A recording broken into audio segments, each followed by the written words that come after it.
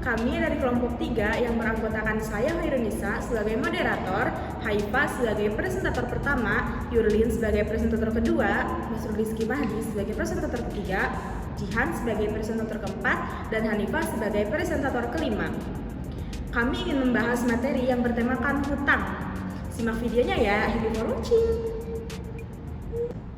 Baik, saya akan menjelaskan pengertian hutang.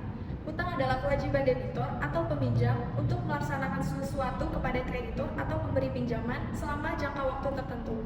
Hutang disebut juga dengan modal asing, sedangkan modal disebut juga dengan modal sendiri atau ekuitas atau aset bersih.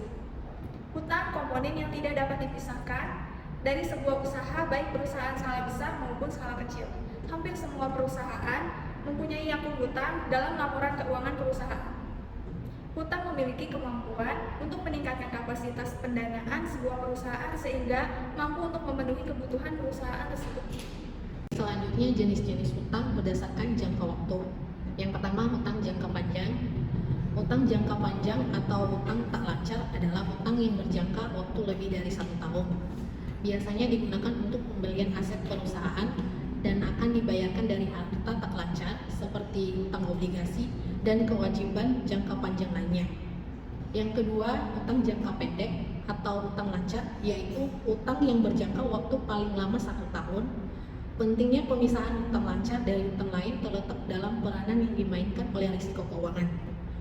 Hutang jangka pendek memiliki 2 manfaat, yaitu fleksibilitas dan biaya yang lebih murah. Ciri-ciri hutang. 1. Ada 2 pihak yang sepakat dalam perjanjian hutang. 2. Hutang biasanya berbentuk uang. 3. Hutang memiliki tujuan penggunaan. 4. Ada aset yang dijadikan sebagai jaminan hutang. 5. Ada jangka waktu yang berlaku untuk hutang. 6. Terdapat bunga untuk Anda yang berhutang di lembaga keuangan resmi. Pembahasan selanjutnya yaitu cara mengelola hutang secara efektif. Yang pertama, buat daftar hutang dengan serinci mungkin. Yang kedua, bayar tagihan hutang dengan tepat waktu setiap bulannya. Yang ketiga, buat kalender pembayaran untuk tagihan bulanan.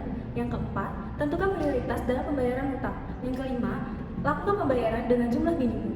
Yang keenam, memiliki tabungan khusus untuk dana darurat.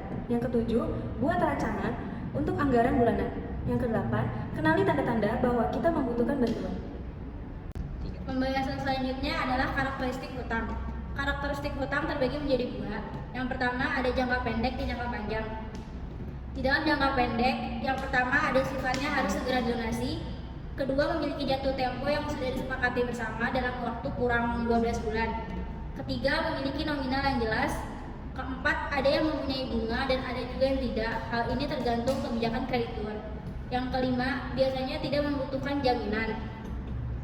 Selanjutnya ada jangka panjang. Di dalam jangka panjang, jatuh tempo pembayaran lebih dari 1 tahun, yang mana bisa 2 tahun, 3 tahun, atau bahkan lebih.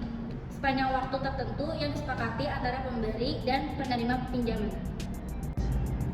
Jadi, kesimpulannya, hutang adalah uang tunai atau non tunai atau barang yang dipinjam dan merupakan hak milik pihak orang lain dan peminjam memiliki kewajiban untuk mengembalikan.